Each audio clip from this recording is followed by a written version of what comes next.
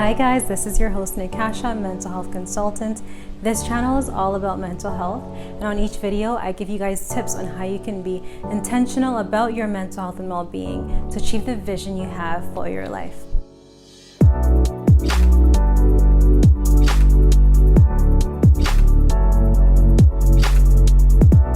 So speaking about being intentional, guys, today what we're talking about is social media use and the impact to our mental health. I'm going to be reviewing the Netflix documentary, The Social Dilemma. Guys, if you haven't seen it, I would highly recommend it. And one of the things that I love about it is that it's actually the developers of things like Facebook, Instagram, Google, Twitter, and they're actually speaking from their perspective as those who are part of the creation process and also as users themselves, and seeing the challenges that they have had in things like, reducing their screen time. So let's just kind of jump right in. I've made some notes about some of the key aspects that I want to talk to you guys about today. And, if you've watched it, definitely go ahead and punch into the comment section things that have really stood out for you, any parts of it that resonated with you. If you haven't watched it yet, then this kind of gives you an idea of what they're talking about, and you can just go ahead and watch it and see for yourself, because there's going to be points that I haven't mentioned that you don't want to miss. So one of the things they talk about, guys, is fake news. So they talk about how we've gone from the information age to the disinformation age. We've made this transformation. And something that really sticks out about that is, if you think about, your friends around you, sometimes we have very differing beliefs. So for example, if you have friends who are, very into conspiracy theories, this documentary speaks to the fact that friends haven't gone crazy. The truth is that we're actually all receiving different content. So even in terms of if they look up a certain topic, the definitions they're receiving could even be very different. YouTube is recommending different things for each person based on what they're seeing in terms of the data that person is more likely to be drawn to. So if someone is leaning more towards conspiracy, they can become a full-blown conspiracy theorist by the time they're done, based on all of the YouTube recommendations that are coming in to really feed into that. This also results in polarization. As people, we've always differed in terms of our political beliefs, but certainly you're seeing, that heightened lately with the clash between liberals and conservatives, or if you're American, Republicans and Democrats. I work with patients who, some of the concerns they have is that they're not even able to maintain relationships with people if they have certain views that are different. If they, because for a lot of people, we consider our political views as a core value, and they'll say, I can't be friends with someone who thinks this way, and vice versa. They've had people who, have cut them out of their lives because they don't share the same political viewpoint. So with the rise of social media, we're really seeing this us versus them mentality that's really, really growing, and that's very dangerous. Our perception really becomes reality. So let's say two people are in the same city, right? They can have very, very different views of what's normal in their society.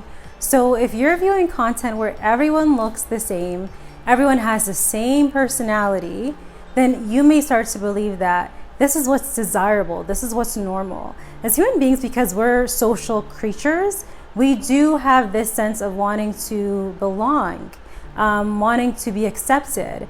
And what happens is, if you don't look like what you think the norm is, or have that personality, you may start to think, oh my goodness, the things that you previously thought were strengths, maybe you're going to see as deficits now. You're going to start to feel inadequate. But you can have someone who's in the same city who has a very different viewpoint. They may see the same images and think that is not desirable, that's not the normal standard of beauty. They may see the same personality types and say that's not the desirable sort of personality or what's normative, and yet you're both in the same city. So let's think about that, guys. If what you're viewing, if the content is shaping our reality, then why not view content from people who are similar to you, people who are where you would like to be in the future? Diverse content is not a bad thing. That's actually a good thing. But if you're feeding yourself primarily with content of people who are nothing like you, then it's very easy to slide into depression, because now you're seeing yourself as abnormal in a negative sense and as inadequate. So one of the speakers, he says, if you're not paying for the products, then you are the products. Guys, really think about that and let that sink in for a minute. So on this channel, the focus is always being intentional about your life, being intentional about your well-being. So basically, you need to have a vision for your life. You need to have a sense of who you are. And then you need to take intentional steps to get you where you would like to go. Advertisers, these tech companies, they have lots of data on you, but they don't actually know you in the terms of the full sense of your identity. They don't know where you want to go in the future, the kind of person you want to grow to be beyond where you are now. Their concern is not for your mental health if it's divorced from consuming their products. So if you're allowing advertisers who have their own agenda to shape who you are, who you become, then when their ideas change, your identity is going to change. That's what happens when you consume inordinate amounts of media rather than taking the time to cultivate your own sense of self, anchored on your own defined set of values. Another thing that one of the developers said, they said, how much time can we get you to spend? How much of your life can we get you to give to us? So basically they're speaking to the goal of tech companies, advertisers. So just like that, you've lost days, then weeks, then months, and then years. And before you know it, you don't have any sense of self, any sort of clearly defined purpose for your life, and emptiness is what you're left with. And that's how our mental health declines. Time is one of the most valuable commodities, guys. Once you lose it, you'll never get it back. If you go to work, even if you hate your job, you're paid wages. So at least you've got something to show for it. So when you log onto these apps, you may not be paying for it monetarily, but you are paying for it with your time, which is far more valuable. Really consider what you're getting back. If you're getting back anxiety, depression, loneliness, that's not really a good bargain. So one of the speakers, Shoshana Zuboff, I hope I'm pronouncing that right, she said it's a marketplace that trades exclusively in human futures. And that's what's made internet companies the richest companies in the history of humanity. What? Guys, let's really take a second and think about that. And that's why, with these videos, we really try to drive home the point of creating a vision for your life. If you don't have a vision for your life, one will be created for you. Now, one of the speakers, and I can't remember which one it was that said this, they said that social media, it causes kids to lose their sense of self-worth and their sense of identity. I don't agree with that necessarily. I don't think it's a matter of losing your sense of self-worth or losing your sense of identity. I think it's more so a matter of never having developed your sense of identity or cultivated a sense of self-worth. And this is not something that's exclusive to kids. I see this with adults, right? If you ask people who they are, you ask them their identity, they have a really hard time answering that question. So you can't lose something that you never had. And in fact, when you don't have it, you become more vulnerable and susceptible to the adverse impacts of social media. I would say that if you have a developed sense of self and identity, that's actually a buffer for the adverse impacts of social media. That's when you can look at, images of people who, look a certain way and say they look great, but I love the way that I look, and not have that crossover to where you're wanting to look like them. Or you see friends who look happy in their photos and you say, I'm so happy for them that they're happy. I'm happy too. Or you can even recognize that people smile for photos. If we look, behind the camera at anyone's life, we're going to find that every one of us suffers Human beings, something that's common to us is that we suffer. Life is full of challenges. Nothing can take that away. No matter what your socioeconomic status is, no matter what you look like, no matter your IQ level, no matter the influence you have in your career, we all face suffering. Our challenges may be different, but we all suffer nonetheless. So when you have that understanding of who you are, you have the ability to formulate meaning out of the different things you experience. You recognize, I'm going through a hard time right now, but this is going to make me stronger on the other end. This is going to be bringing me closer to the purpose I have for my life. That way you can look at, the content in social media and not have it affect you in that way. You're able to, even reduce your screen time. So if there's certain particular goal that you're striving for, then you have to put towards effort for that, and you don't have 4 hours to spend on social media. So having that sense of identity, that sense of purpose, is a very strong buffer for the adverse impacts of social media. Guys, I can't stress this enough, why it's important. If you notice that there's content that's leaving you feeling depressed or feeling less than, take a minute and really do a check-in with yourself and say, why am I feeling this way? Because our emotions aren't bad, they're actually very helpful. So if you're feeling sad, what is that emotion telling you? What is the need that it's trying to reveal to you that needs to be filled? So if you're looking at someone who is, it looks like they're doing very well in their career, then maybe, and you're feeling sad about it, then maybe what it's telling you is that you need to take the time to figure out what you want to do. If you know what you want to do, then you need to take the time to figure out what steps to get you there, okay? And then you can focus your time towards achieving that. Now, a lot of people are going to watch this and say, that's not me. You're going to be able to think of a lot of people that's you can see that with that dependency on social media. You're going to say, that's not you.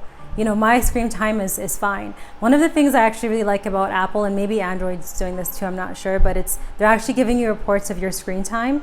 And one thing that I've seen consistently is that when we see our reported screen time, we're shocked, right? It's always more than you actually realize it is. And there's a reason for that. One of the speakers, or actually a few of them, talked about the fact that it changes what you do, how you think, who you are, and it's a very gradual change. It's very slight. Sandy Parakilis, I hope I'm saying that right, talks about the fact that they do A/B testing, which were tiny experiments where they'd run on users to develop the most optimal way to manipulate users into doing what they want them to do to the benefit of advertisers so that they and the internet companies can make more money.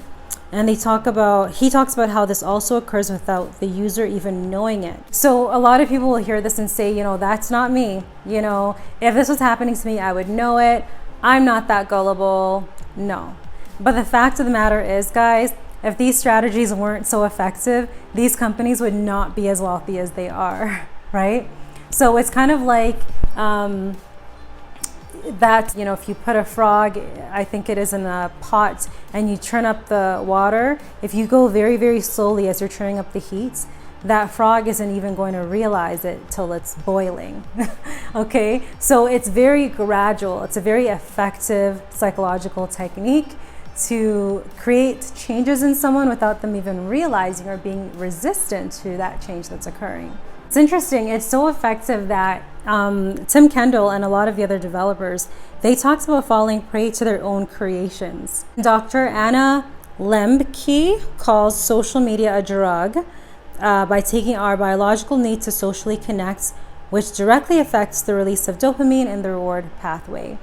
So even for the developers who are part of the development, they know what's going on. Even they have a hard time setting those limits. Even they have a hard time not falling into that trap.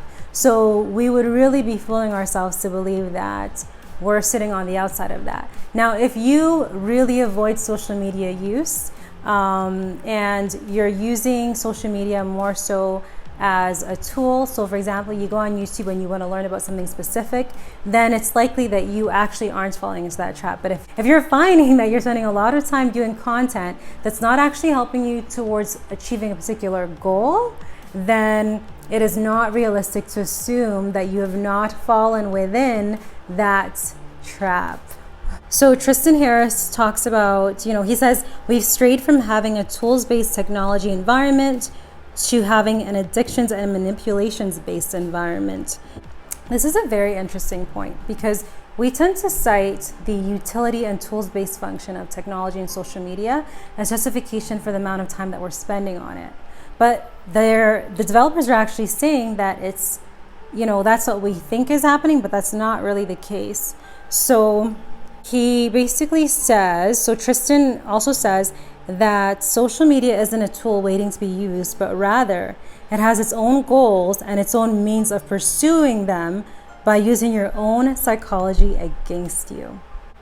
And they put up a quote that says there are only two industries that call their customers users: illegal drugs and software. That's very interesting. And the quote is by Edward Tufte. It's a very interesting point.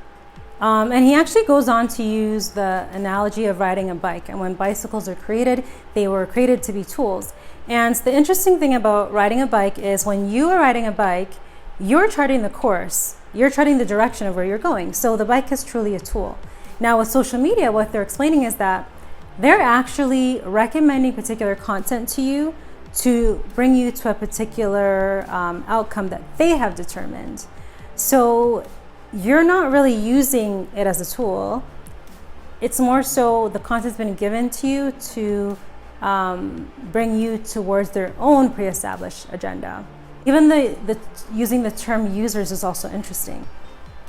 So if you think about it, for example, as a customer, we've got that saying, the customer is always right. When you're a customer, you are the one determining the demand. You're the one determining the value. And the seller has to meet that demand. They have to provide what you define as value. But if you're passively consuming content that's recommended to you, then you're actually allowing the direction of your life to be determined by something else that has its own agenda. But a user is actually, just kind of taking whatever they can get. They're coming from a place of need. They're becoming dependent. And that's what's happening with us if we have a hard time, separating ourselves from our phones and, these apps. If we're feeling that we need it and we can't go, even a small amount of time without it, and that certainly sounds like a user, that's not really very different from any other drug out there. That's what Dr. Anna Lembke was referring to when she refers to social media as a drug. So speaking about the impact to the sense of identity, sense of self-worth, Chamath Palihapitiya, I hope I'm saying this right, guys. I don't want to be butchering, their names. But Chamath basically says that the false and short-term validation that you receive, from when you post a photo and you get a like, for instance, they said that false and short-term validation leaves you more empty and vacant than before you did it. Jonathan Haidt goes on to say that, and this looks like it's probably American statistics, but I don't think it'd be that far off for Canada or other parts of the Western world. But he says that there's been a major increase in depression, anxiety, and suicide amongst teens, which he's noticed from between 2011 to 2013. There's also an increase in hospitalizations for teen girls for self-harm behaviors. And he goes on to give some really staggering statistics. Now, guys, I can tell you I've worked in a few different school boards now, and the one where I really noticed this was between 2013, 2015. I actually noticed that from as early as the 6th grade, self-harm in the form of cutting had actually become the primary form of stress management for kids. There wasn't any sort of developed sense of coping with, anxious feelings, depressed mood beyond cutting. That had actually become the norm. Suicidality was certainly far higher than I remembered it being. Depression and anxiety, it seemed like, such a large majority of the kids, even those who, were excelling academically, one of the things that the kids had in common is anxiety and depression was extremely common, both for males and females. And, and I did see this a bit more with the girls, but it could just come down to the girls being more inclined to help-seeking behaviors, right? But this was certainly something that had become quite normative. So him saying that he noticed it from 2011 to 2013, that makes a lot of sense. So I really want to highlight, because we see it very easily with teens, but I want to highlight that this is something that's happening with adults. Currently in my practice, I work primarily with adults, and I can tell you that adults are struggling with social media and the adverse impact to their mental health. They absolutely are. There are a lot of, for example, adults who will look at photos of a couple that they know, and the fact that they look very happy and they look like they've accomplished a lot, and they start to feel down about, what they've accomplished, start to look at, well, my partner doesn't do this or my partner doesn't do that, right? So there's a lot of comparison that's going on. They'll look at how that person looks and they'll think, I don't look like that. What can I do to look that way? They start to feel insecure about their own body image. So this is not an issue that's exclusive to children and teens. This is happening with adults. And I stress that because it's very important for us to not to overlook that fact. Certainly it's going to have a pretty severe impact on kids as their brain is still developing, but it certainly has an impact on us as adults, and also even with parenting, because we model our beliefs to our kids and they see that. So beyond seeing certain concepts portrayed in social media, if their parents are modeling that as well, it's going to reinforce unhelpful beliefs for them. So it's really, really important. I really want to drive home the fact that this is occurring with adults.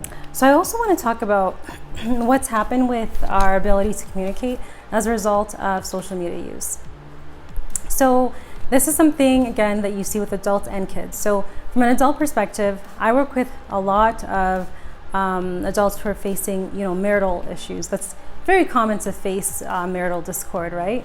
But one of the things that I've noticed is very common is, they'll have concerns about the relationship, and each time I ask them, is this something you've communicated to your partner? The answer is usually no, or sort of, or I kind of, raised the issue. Guys, if that's the answer, then it means you have not communicated, and you have not communicated effectively. An issue cannot be resolved if the other party doesn't know that there's an issue, if they don't know how you're feeling about it. Now, we've come to a point where we're using text messaging as our primary form of communication.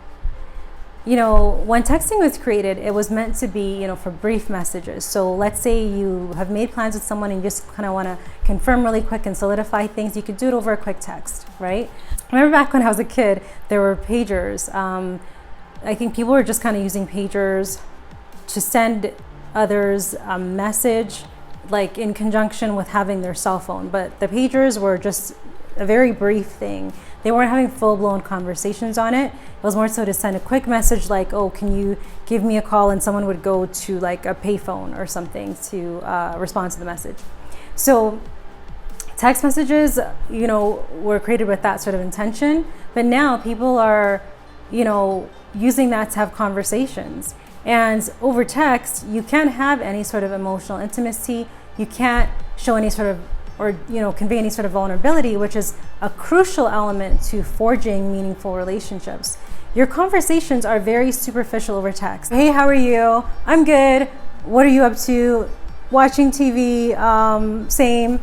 And that's what you've discussed. That's not a conversation, guys. And even with texting as well, you can't really see someone's facial expressions. You can't hear the tone of their voice. A large part of communication is nonverbal. So when you use the texting, you're missing out on that. You cannot form genuine relationships that way.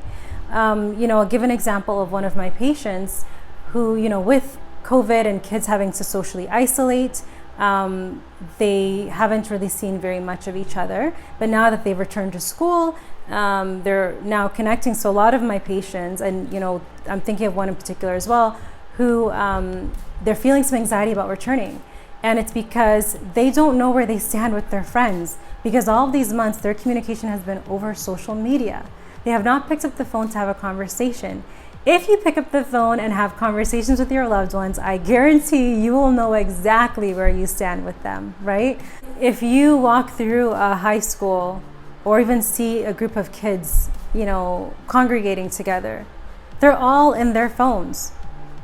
They're not really having conversations with each other. Everyone is in their phone. And this goes to adults as well. I don't know if you've been at work and sat in the lunchroom and noticed that everyone is on their phone and not having real conversations. Sure, we're kind of talking to each other, giving like little remarks here and there, but there's no meaningful conversation happening. We're at a point where in our society, our conversations with each other are so superficial, so surface level. And that is another challenge that's presented to us by constantly viewing content that doesn't really dig deep into the heart of who someone is, how they're feeling. You just see one part of them. You're seeing what they want you to see. You're seeing the emotions that they want you to see. So we're really becoming socially inept. That really affects development of social intelligence, social maturity. And again, that's not something that you only see with kids. It's certainly more impactful with them because they're in that development stage, but you certainly do see it with adults. You can be any age, you can be 40, 50, 60, and still not have a developed sense of emotional maturity and that ability to really forge meaningful relationships. And we have to really question whether or not we're allowing ourselves to have the opportunities to develop that. Because if we want to develop that, we have to put our phones down. We have to really call each other. We have to create opportunities to make new friends or build on the relationships we currently have. We're not going to gain that staring into our phones. I don't know if you guys remember when Facebook first came out. You know, the idea behind Facebook was it was just a way to keep in touch. It was a way to see how your friends are doing, people you haven't seen in years, so you can kind of like catch up with each other. And now it's gone far beyond that. We've gone from using it as a tool to keep in touch with each other, and we've used it now as a tool to compare our lives with other people's lives. Like, that is highly problematic. Okay guys, so that brings me to my 3 points of how you can mitigate the adverse impacts of social media use on your mental health. So one would be to reduce your screen time. I know for some that's not going to be realistic. Of course, I would actually say go with small, incremental reductions. I don't expect you to go from 5 hours to 1 hour. If reducing your screen time, even in small amounts, is not realistic, that would bring me to my second recommendation, which would be to be intentional about the content you're watching. So take inventory of your life. Really think about the parts of your life that are lacking, that are areas that you want to grow in. Now, your emotions, like I said, can be really, really good for that, because if you're watching something or looking at something on social media and you're feeling down, really look and think about what it is that's leading to that feeling of sadness, what it is that's bothering you, because that can actually point you in the direction of the area of your life that you're unhappy about. So really go ahead and take an inventory of your life. Think about the areas that you feel are not where you'd like it to be. And when you are choosing your social media content, choose content that's actually going to help you with that. Use social media as a tool. Use content that's going to help you to develop and build in that particular area. My third recommendation would be to create opportunities to forge meaningful connections and have meaningful conversations with people. So don't use social media to try to have conversations, because they're going to be surface level anyway. Use it if you want to just send a quick message, make a quick, comments to somebody, something positive, but don't use it as a way to stay connected to others. If there's someone you want to stay in touch with, actually pick up the phone, get together in person. Create opportunities where you can actually go out and spend genuine face-to-face time with people, or time over the phone, or over video chatting, anything that can actually allow you to develop an intimate, meaningful relationship with others. That's where you're going to find true, genuine connection. That's where you're going to find social acceptance and belonging. And that's something that's going to be meaningful and enduring, that won't leave you feeling empty at the end of the exchange. So, all right guys, I hope you enjoyed this video, and if you did, please hit the like button, and also don't forget to subscribe. Hit the thumbs icon to turn on your notifications. Also, share this video with anyone in your life that you think would enjoy it, benefit from it. Definitely check out this social dilemma documentary. They made so many excellent points. I couldn't cover them all in this video. Really think to yourself, you know, if you can relate. I think most of us can, if we're being honest. So take a look at the documentary, check it out. Also, just don't forget to post anything that really stuck out for you that I may not have mentioned in the comment section, and I'm excited to read it. All right, guys, thank you for watching, and I will be happy to catch you at the next video.